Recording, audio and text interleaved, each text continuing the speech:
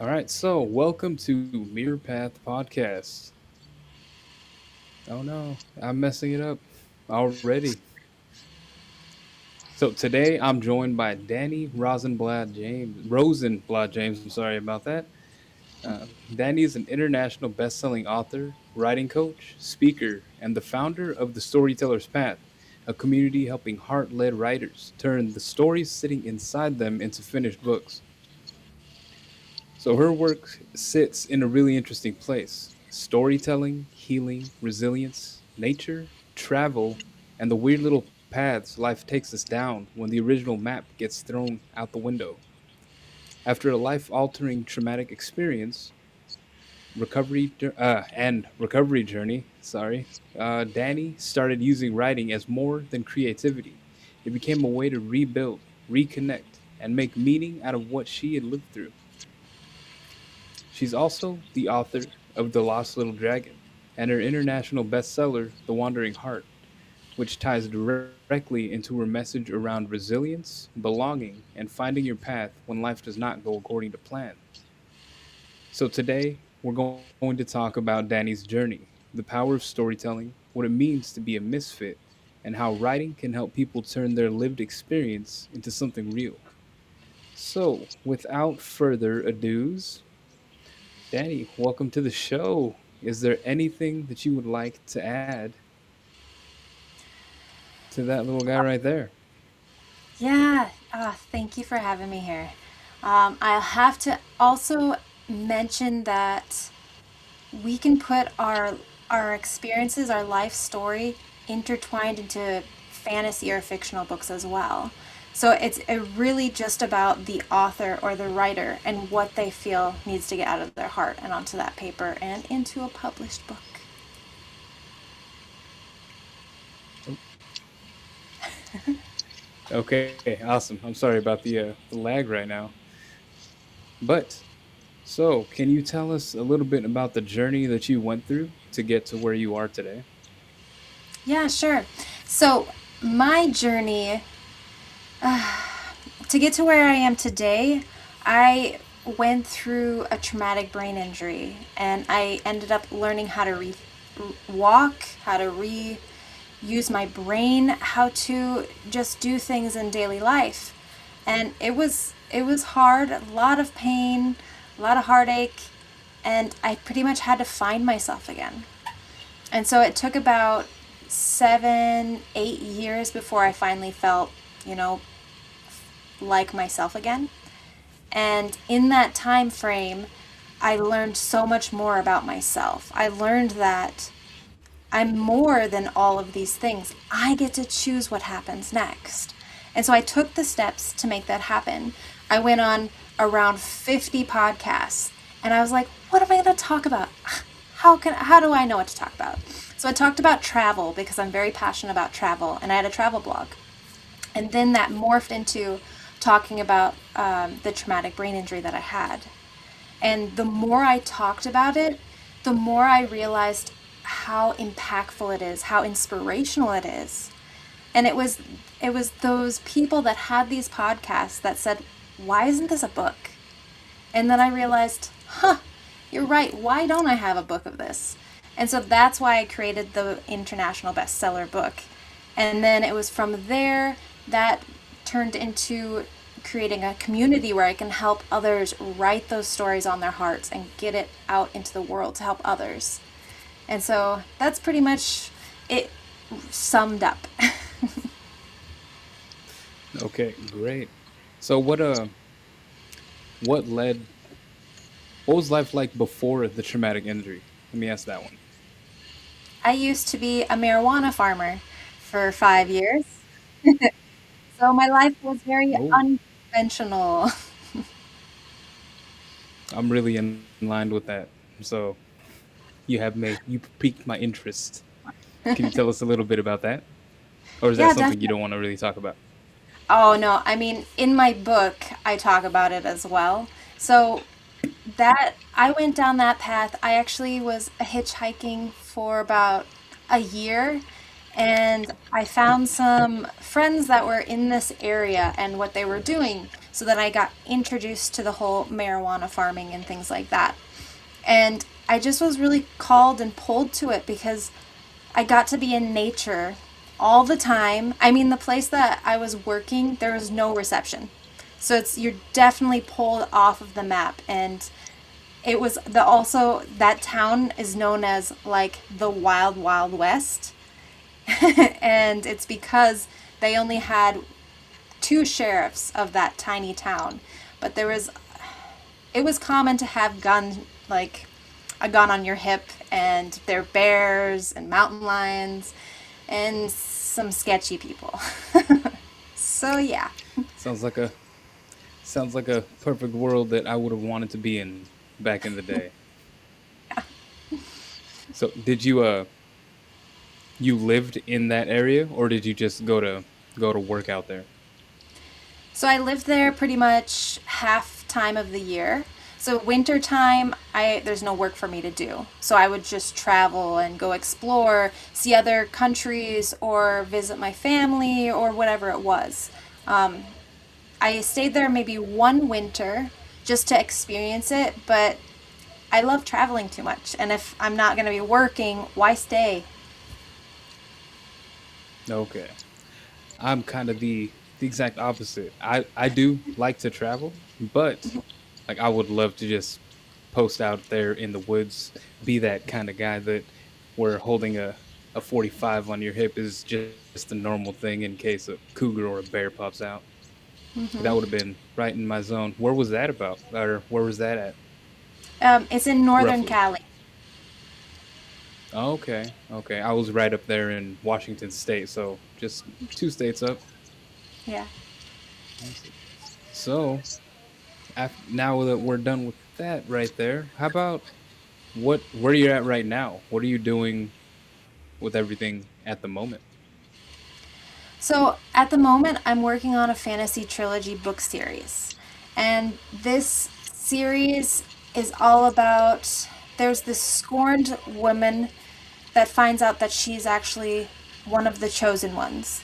And so her goal through the trilogy is to find the seven other chosen ones in this magical world and bring them all together to help with all of the destruction that's happening in the world.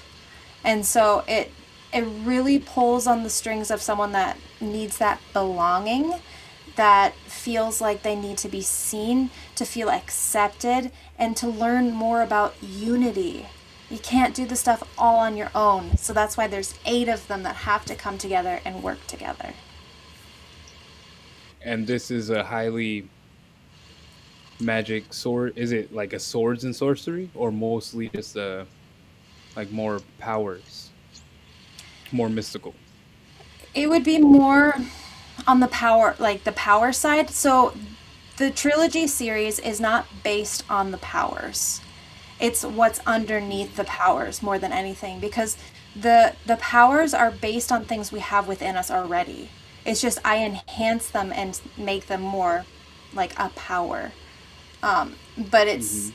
I have so much spirituality and science and data that's behind the scenes to all of this that I'm having within the world. So I'm bringing our reality in a different sense of seeing it where people can use the tools that I talk about throughout the stories and they can use those in their daily life. And it's the same when you understand their powers a bit more, you understand yourself a bit more. Yeah, I really like that because that's sort of where my books go as well. I got two works in progress that are fiction based on my nonfiction self mastery book, and it's all about either healing journey or awakening to a society and how the universe works, kind of thing. So yeah, it's really aligned with what I am working on. I have less sci-fi aspect to it, but that is an I really like the concept of your universe that you're building. How long have you been working on it?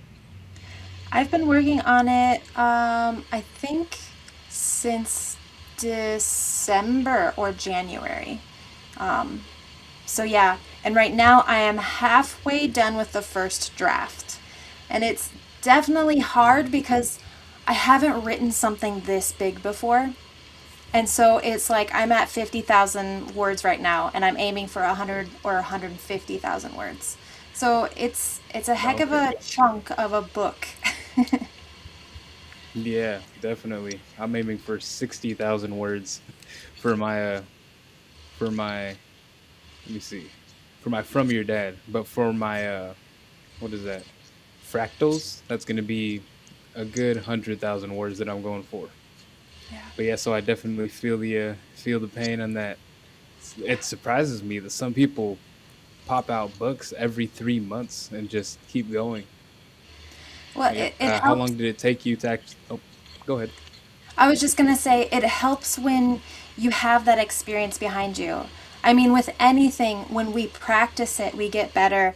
And when we come to the writing, we need to have that muscle memory to make it a lot easier. So when you're consistent with the writing process, it becomes easier for you just to pop them out. I mean, there's Stephen King, and he types about 1,000 words a day at least. So he's made it into working out at the gym, kind of. It's just that you're using it for your mind and with writing. Yeah, I definitely get that to a point. I haven't got to that point yet, but when I was writing fractals, like 5 chapters just popped out in like a day, and I was like, it was just such a flow state of writing. So I can definitely see how you would get that. There's also one technique that I did want to try out is like when you're writing, light a scented candle and then do that every time that you write, so it automatically triggers your senses to a okay, like get in the writing mode, get in the mindset, get into the flow state, like you force that flow state. Do you do anything like that at all? Yes, I do. So I breathe in and out, and then I say, I am ready. And I have a candle that I sometimes light as well. And then if I'm in the mood, I'll play some music. Usually I've been playing music. And then the spot that I'm here, this is usually my writing nook. And it's the same time 5 times a week. And so I come here and I write at that same time. So it's like you're training your brain to know the same time 5 days a week. And then you're also training your brain when you have a specific place that you do the writing. Sometimes I actually have it in one other spot, but it's either this one spot or another spot, but it's the same time every time, 5 days a week. So, like you had mentioned about the scented candle, this is another way to train your mind to realize that this is the time to do this. And so it also helps calm your mind down to get prepared to do it. Okay, that that is awesome. I will definitely start doing something like that. I've lacked the consistency in writing lately. I think it's actually been about 3 to 6 months that I've touched my From Your Dad. It was actually super emotional when I was writing it. Like, I'm not an emotional guy, but that brought out emotions because I was basing it off my real life. And yeah, I didn't know it could get like that. Like, it got really intense. So now I would actually, now that we're bringing up, because I think it's going to be a bestseller. Cross your fingers. No, it will. But Don't worry I about do want to talk to you. I do want to talk to you about your Wandering Heart book. Would you like it. to tell us about the process that you use to work to get into that mode? And then how it, let me see, how you formed the story on that. Did you build like the framework, like all at once, beginning to end? Because that's how I Yeah. kind of did it. Like I know the result and then I just started filling it in. Yeah. And it's really good for people to understand that what helps you so much with the whole writing process is to have the structure prior. So that means figuring out what your outline is, understanding the direction you want the book to go, and then also understanding who's your ideal reader. And so like I tell my members and I've told my clients that be as specific as you can. And this does not mean that you are leaving out these other people. There are loads of people that are going to be interested in your book. And it's when you are being so specific, you're helping find that ideal reader that's going to you're going to change their life.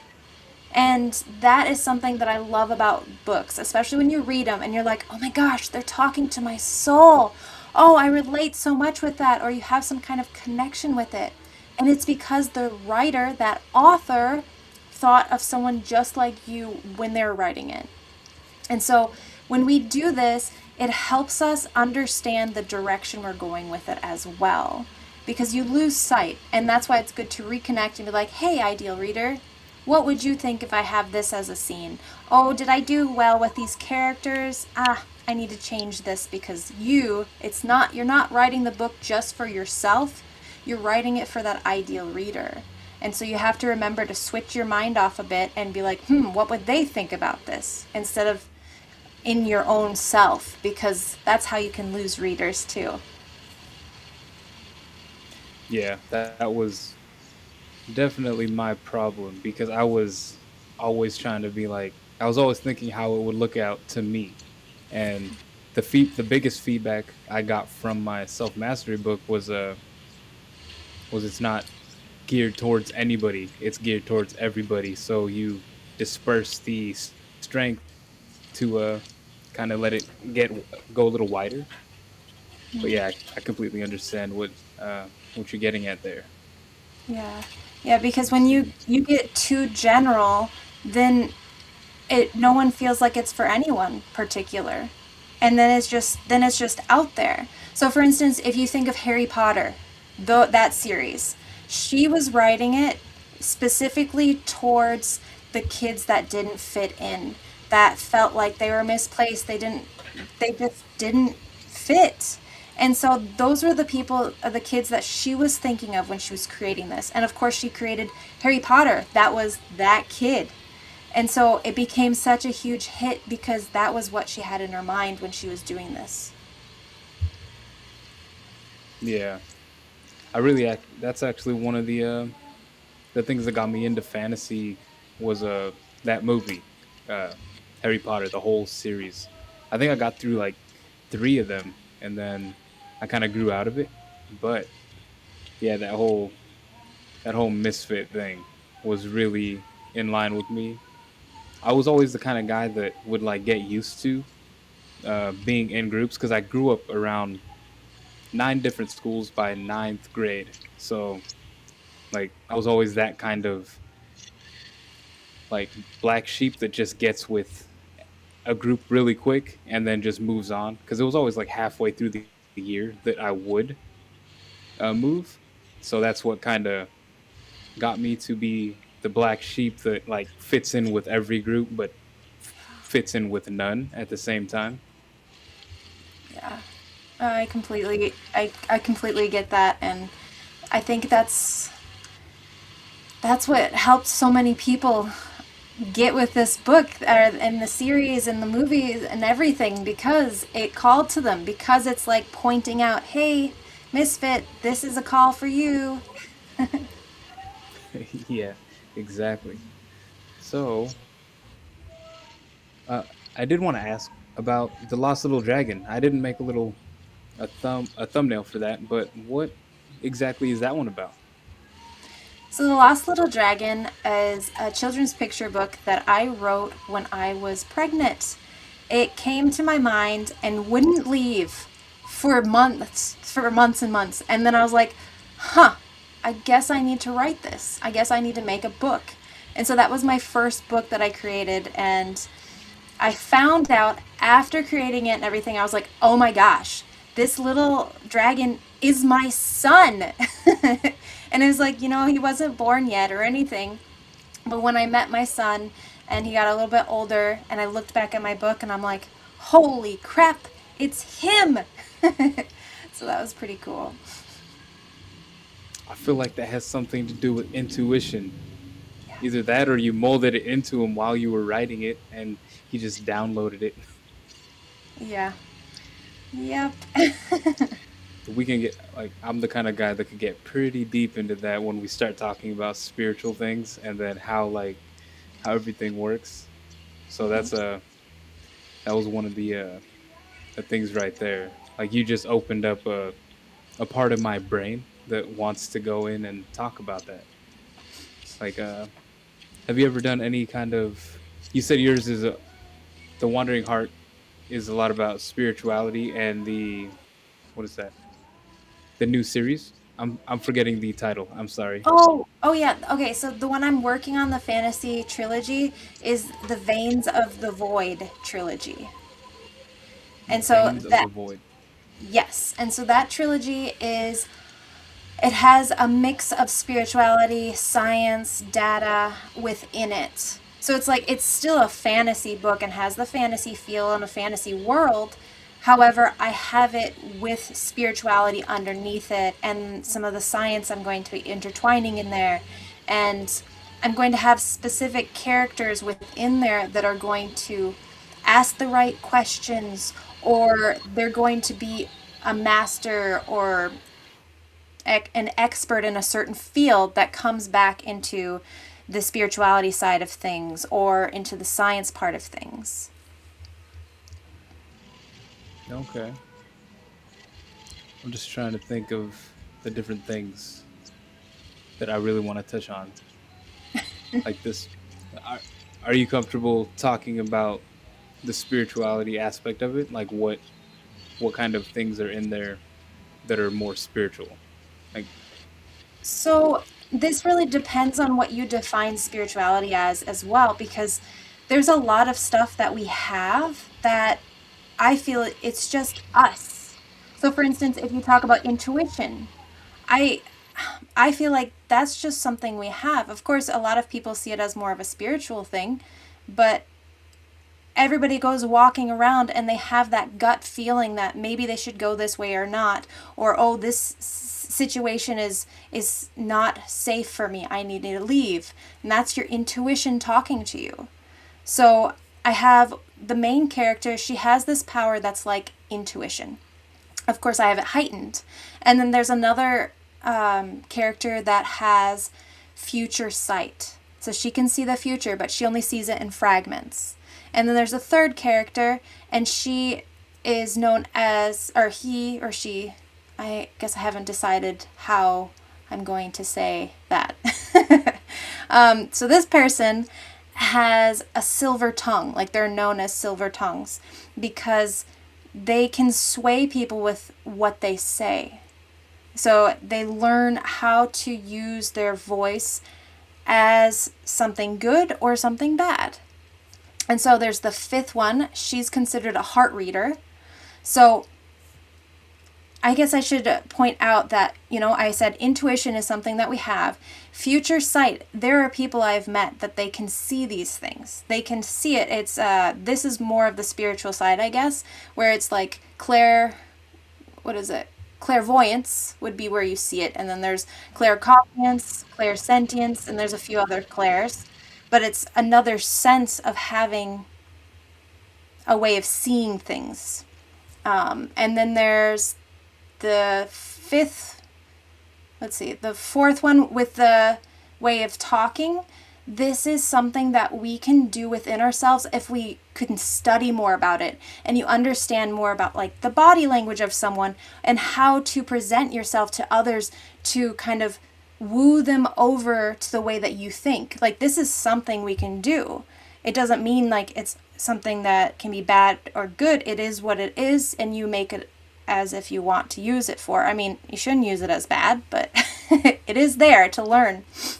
And so the fifth one, the heart reader, focuses on someone that has an open heart, someone that knows how to read other people's hearts. This is something we can do as well. It's just that all of these characters, they have it enhanced. The sixth person, he pretty much has body awareness. So he can make his body as strong as stone and things like this because he can ground himself so much. And he's so connected with his body that he's such a great fighter and things like that. Now, this is something true for us as well. If you have that body awareness and connect with yourself, you can do lots of things with it. Then there's the seventh character. Oh, he is considered a mind bender. Now, this one's probably more on the fantasy side of things, just because he can make others see things that are not there. So he's kind of like the hallucinogenic person for other people. And then the eighth character, she's considered a dream walker. Now she's someone that can go inside into other people's dreams, and so this is pretty much going into the subconscious in a way. And this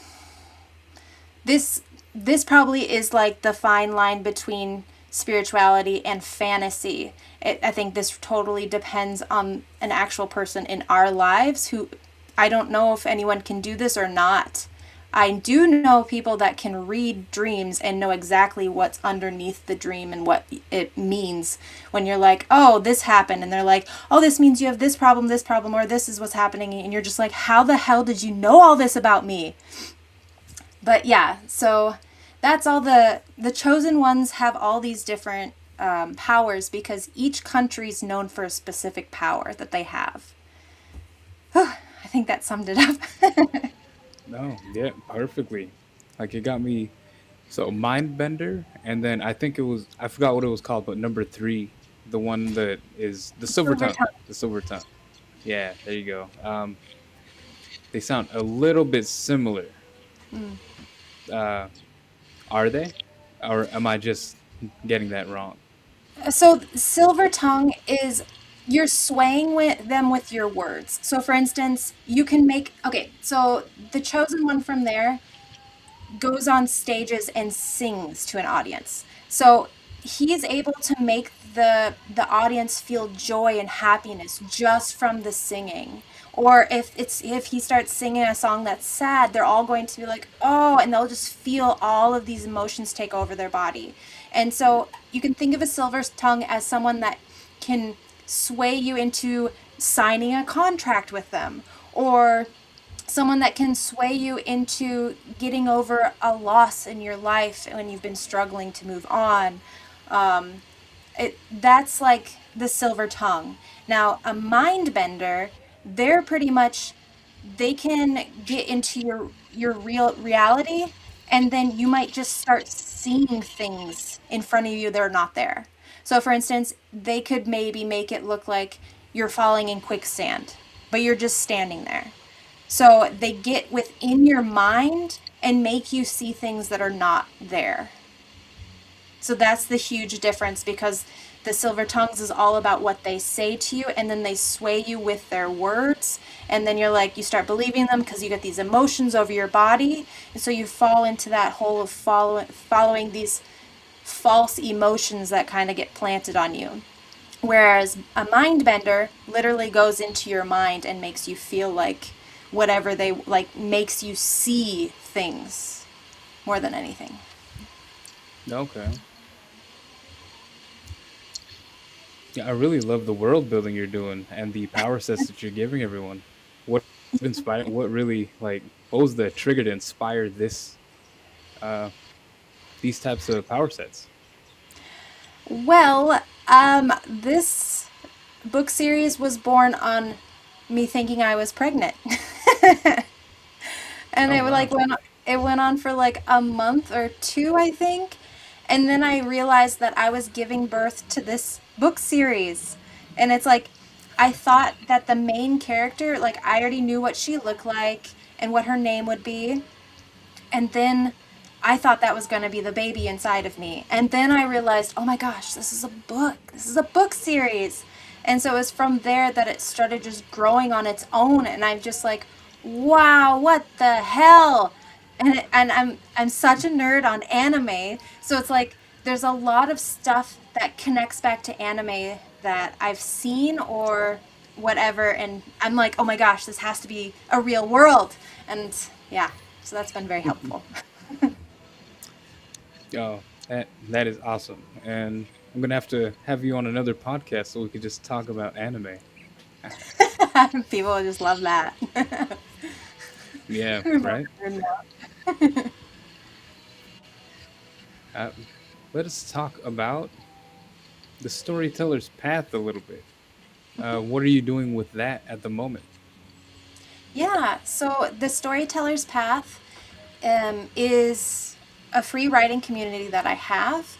And I also have different tiers in there, the paid tiers. And that's where you get to work with me and my whole professional team.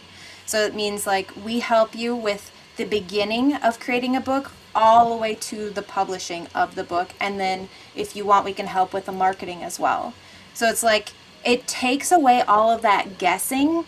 And this is why I created this community was because I did all that stuff on my own and it took so much pain and stress and heartache to create the book that I did. And then I moved into doing my international bestseller, which is through a publishing company. And then I was also let down there. So then this time round, I'm going to do the self publishing, and now I have a whole professional team. So it's making it so much easier for me. I I learned all of these things and I have my own process. I have the story first method. I have all these things that I've learned from my own obstacles and I don't want people to go through that. So that's why I have this. And I'm actually working with Chris, who is a speaker coach, and he's taught people to do TEDx speeches for 10 years or something. So we're getting together and we're going to be doing a couple different kinds of workshops that's going to help people because speaking and creating book, these are quite similar. They're just different ways to tell a story. There's storytelling, different methods, and when you use both of them, oh my gosh, it is amazing. This is something I highly recommend for any writer to do is to learn how to speak about your book and get on stages and talk about your damn book. Yeah, that was one of the things that I found out after I started writing my book was the common uh, piece of advice was start promoting, start getting out there, do become the extrovert that you're not, and Yes. promote it yesterday. Like that was the I did try to do every social media after I got that advice and I just got completely burnt out and just stopped promoting it. I feel like if I would have went through your process, it would have been a lot easier and I believe you said something about 6 months. Yes, yes. So the program that I have as of right now is you can get your book out in 6 months. Now, I have this cap off to help people see that there is a deadline or a limit for them, but that doesn't mean that you can't do it longer. It's just that us as humans, when we have that deadline, it helps us stay consistently and not keep avoiding it or putting it on the sidelines. Because I know there are a lot of writers out there that tend to do that. And so it's when I'm working with someone, we work on figuring out when they're planning on getting the book out, when they plan on getting it published, when they plan on getting the first draft. Because knowing this, it gives you a little bit of a guideline to follow. And then, of course, there's a heck of a lot more things that we go over in that program. But that's like the base part. Yeah, and all of this is on the school platform, correct? Where all the QR codes that I was sending to people to. Do you have any Yes. other? You have. I know you have Instagram, LinkedIn, and do you have a YouTube? I have a YouTube and a TikTok. And then I wanted just to mention like, you were talking about how you used all the social media platforms and got burnt out. I highly recommend for people that are going to be writing a book are like to research where their ideal reader is hanging out. And that means you can just cap it off with one or two of them. The reason that I'm doing so many is because I'm I'm creating one video and I have it on a schedule. So it's like I schedule this one video and then I put it on all of the platforms. So it's the same video. I'm not recreating videos for each platform to specifically be customized for that one because I don't care about that right now. I have it customized specifically for TikTok, and it's been doing really well on YouTube as well. So I have it on the other platforms just because the scheduling system I uses it it doesn't hurt me to do all of them at once. Okay. Do you use a like buffer or anything I like that? I use Metricool. I've never heard of that. Does that You'll make it have so you can post to all of them at once? yes. Okay, metric cool. I'll Mm-hmm. have to metric check that out soon. Um, yeah. So there was a question that I had that Mm-hmm. I forgot what it was at the moment. Um, I'm so sorry about that. Um, because I know that we did want to talk about your service and the things just kept happening in a certain progress that we overlapped in what I wanted to do later. So I think we talked about your service. We talked about your who you offer it for, or we didn't talk about that part, did we? Like who is it No. for exactly? Okay, Yeah, let's so get into that one right there. yeah, definitely. So I would definitely say that my writing community, especially the paid tiers, is targeted towards dedicated writers who have a story that they want to get out there and they know that they want to get it out there. And so they just need to figure out who and where. And so those are the people that I want to work with because they already understand that they have this story and they're not kind of going back and forth and not fully sure what they're going to do with themselves. They already know. They just need to find the who and the where. So those are my people.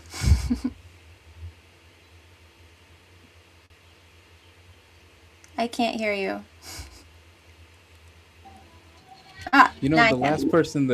the last person that told me that got got something stuck in my head. I got attacked by the mute monster.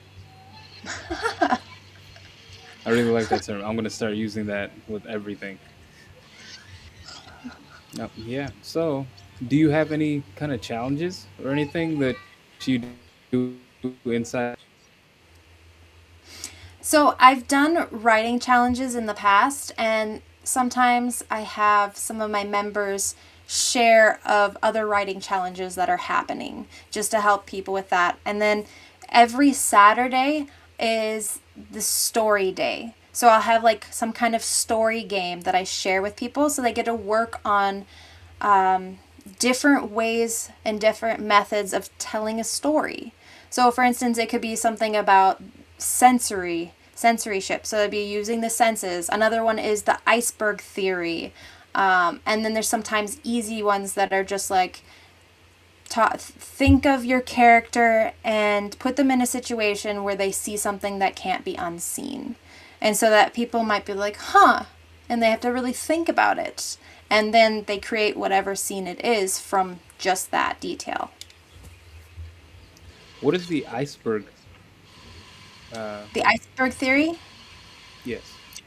it's pretty much so you create a scene and there's that underlying message that's in that scene. So it's not written there, but you get the sense of it through reading whatever that is.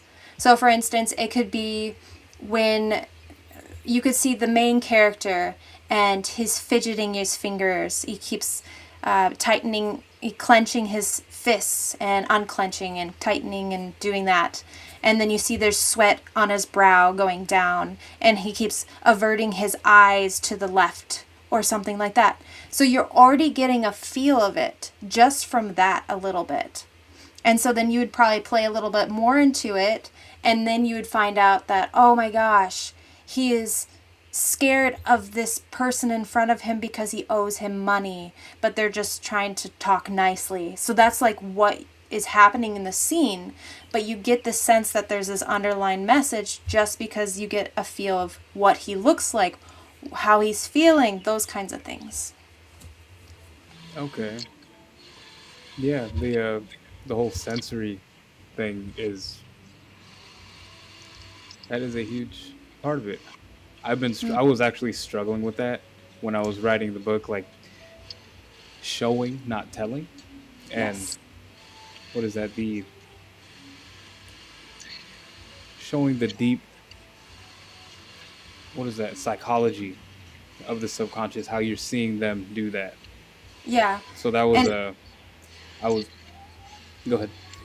oh, I was just going to say, when we think of the showing and not telling, it's good to imagine that you are seeing the scene in front of you and you're looking at that character that you're writing about.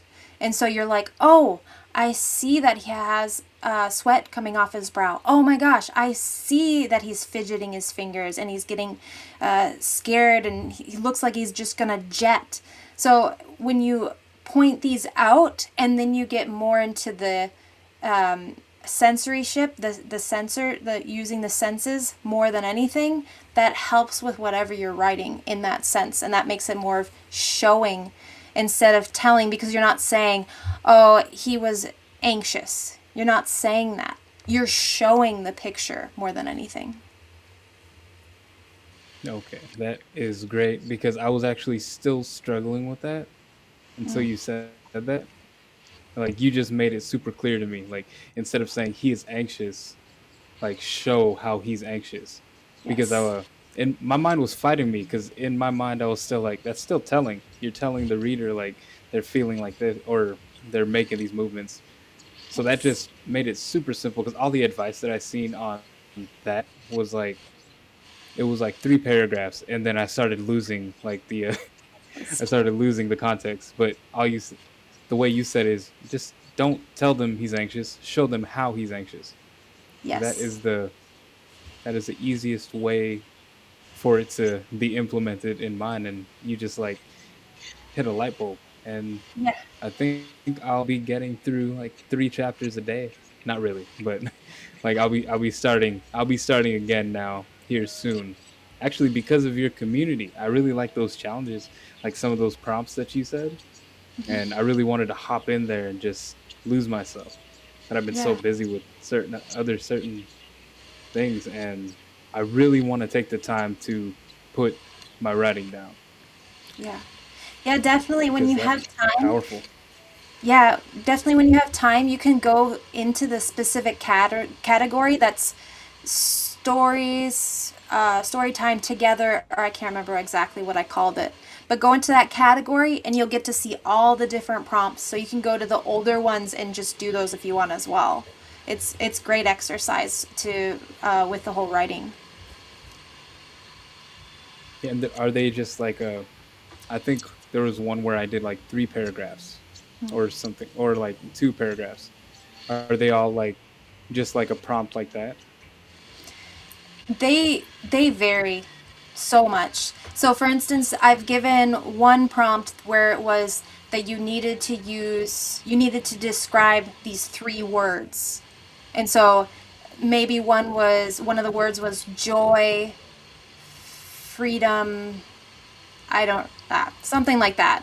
And then so people would describe this, and I think one person gave me a sky lit up and the sun shining and things like this. And then another person gave someone celebrating a victory or winning something. So it's like it varies how people will write about this. So it's like it's not one way fits everyone because all our minds work differently. And what we come up with is going to be completely different from the same prompt. Yeah, exactly. That's why I'm not scared to throw my chapters out there. Like people can get yeah, people can get what I'm saying, how I'm saying it, but they'll have a completely different story if they only read like the first 3 chapters. Like our last chapter will be worlds apart. Like that's why when people say like you're building in public, Well, if you're building something unique enough to you, it's not going to be a problem. So yeah, Well, and I think that's where I am it's with that. also, and I think it's also good for us to recognize that we build off of one another. That's just how Hmm. we are. So it's not that you're copying someone, it's you're building off of it. So, like, for instance, we have airplanes, and now they're working on creating all these other things that come off of airplanes. So, it's like they learned how to make helicopters. Well, where did they get that from? They probably got that from airplanes, and they figured out how to change it so it becomes something completely different. And that's the same when we look at whatever's been built in this world.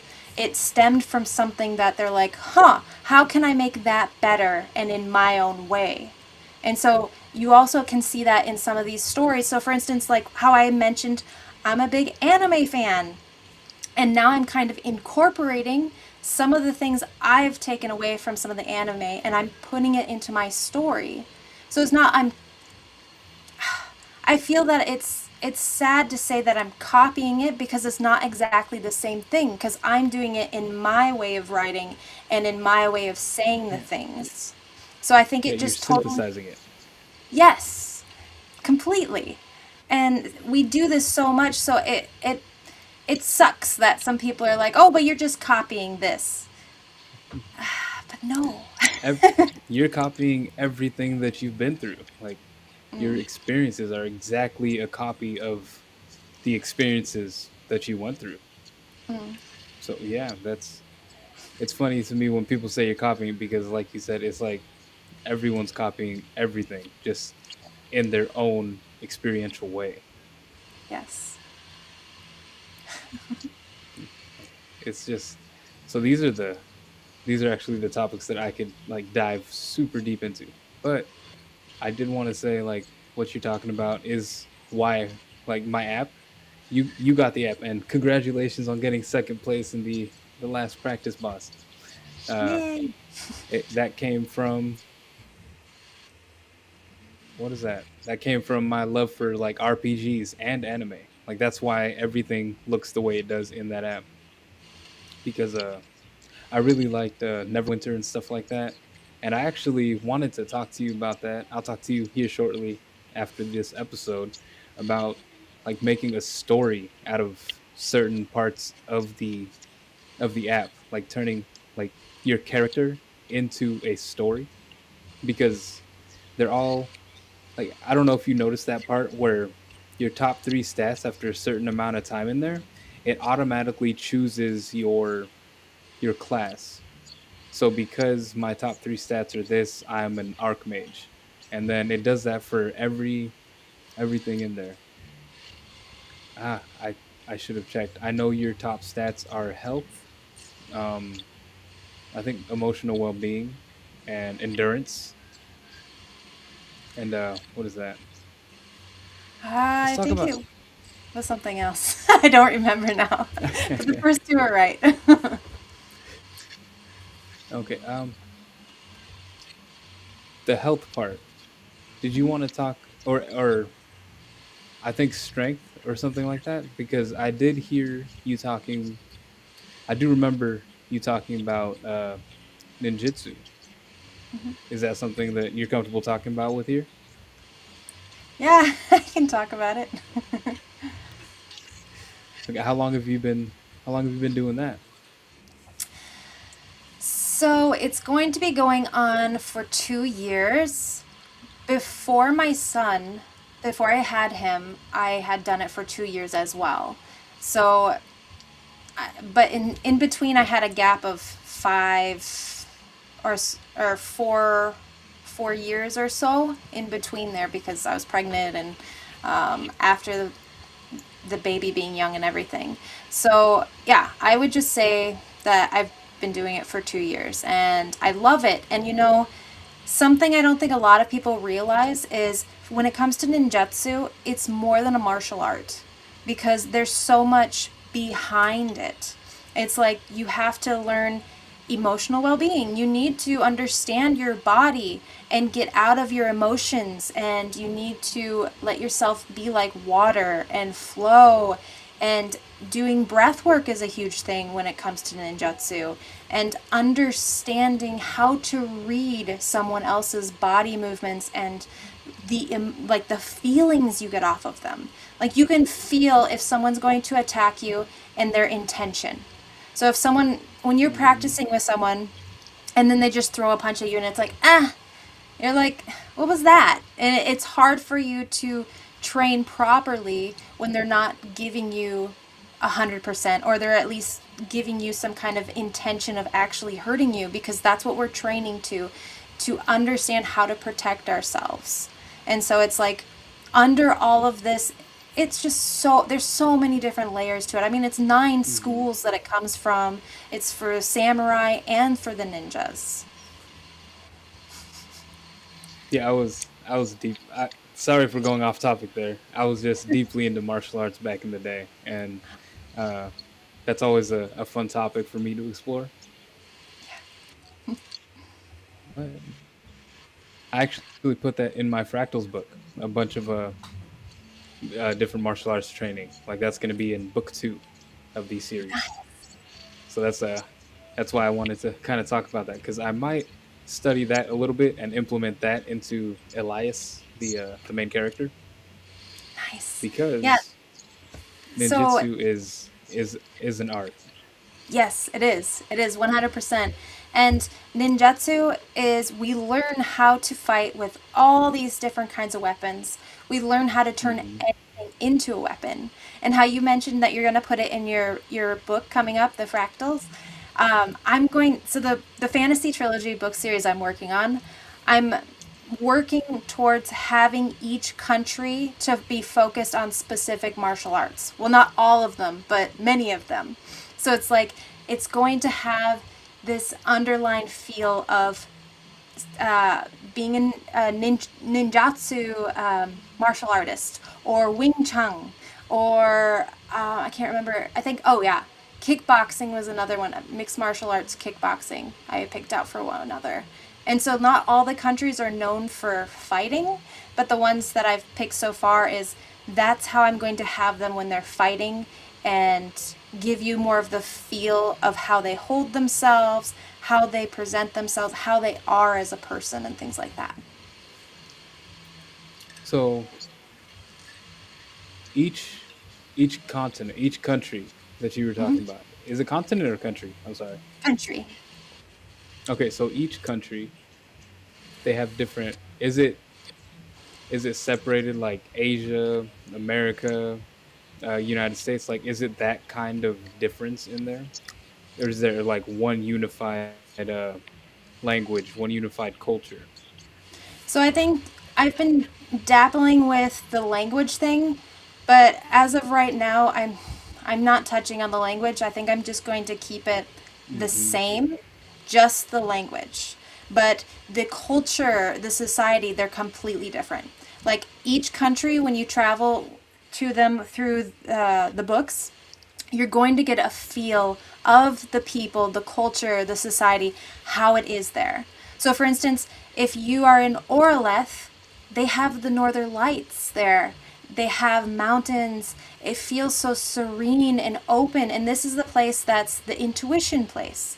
So they can read the air, they can read the atmosphere, the vibes, all those kinds of things. That's what they're known for. And then there's, if you go to Lyriath, you go there and you feel like, ooh, this feels dark and it feels like something sketchy might happen. Well, this is where the silver tongues are. And besides that, you also get this feeling of people so full of themselves and wanting to be attention grabbers and things like that because they wear gaudy clothes and things like that. So it those two alone give you a completely different feel, and it is a whole different country. Yeah, I really had that question because when you said Wing Chun, I automatically thought, what is that, China? When you said kickboxing, I automatically thought, I'm gonna just say Jean Claude Van Damme. Just I don't know where he's from, just But that's exactly what I thought because Kickboxer movie. For those of you Yeah. who are born in the early 2000s, you may not know what we're talking about. So you should go look up the Kickboxer. But yeah, it feels so weird.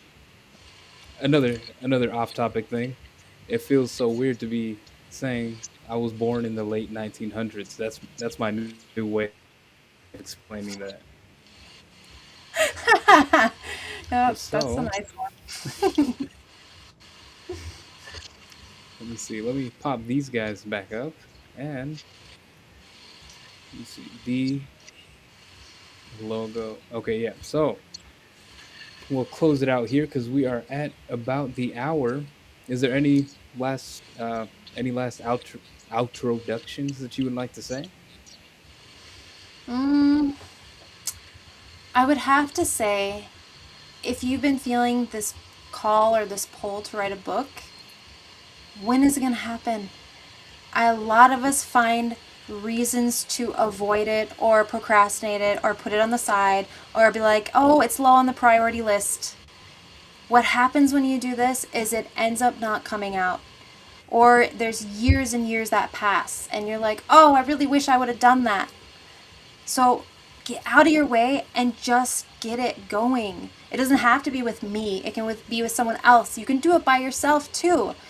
Just be aware that when you do it by yourself, there can be a lot of hardship, heartache, and you can probably burn yourself out because there's so many things you have to learn when it comes to writing.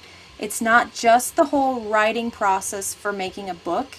It's the marketing, it's learning how to do the editing, how to have a professional editor. It's the book formatting, it's learning about ISBN, it's learning about the book cover, the back cover, a blurb, synopsis. It's learning how to write an introduction and the author bio. So there's so much in a book that we forget about. Yeah, that and everyone has their story. Is that's Yes. your that's your big thing. Yes, everyone has a story to tell. There you go. So if you are confused on if you do have a story, check out Danny's school community, the Storyteller's Path. If you don't know what the school community is, check her link down there, her QR code over there, and that will lead you straight to her school community. All right.